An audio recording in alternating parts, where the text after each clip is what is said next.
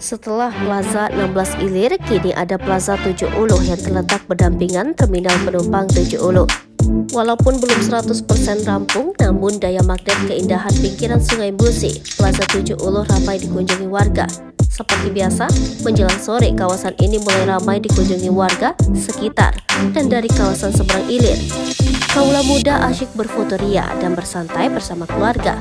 Pantauan lapangan tak henti-hentinya mereka merekam momen dengan smartphone-nya. Plaza 70 ini terhubung dengan dermaga Sungai 70 dan pembangunannya pun berbarengan. Pada kesempatan ini, sejumlah warga mengharapkan ke depan rutin digelar acara di area wisata ini.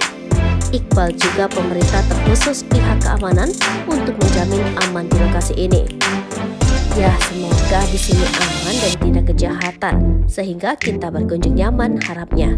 Menjelang sore, warga mulai berdatangan. Ada bersama keluarga, ada juga berpasang-pasangan. Selain di plaza, pengunjung bisa ke terminal penumpang yang kini sudah rampung, namun belum difungsikan. Keseruan di dermaga apung boleh dicoba.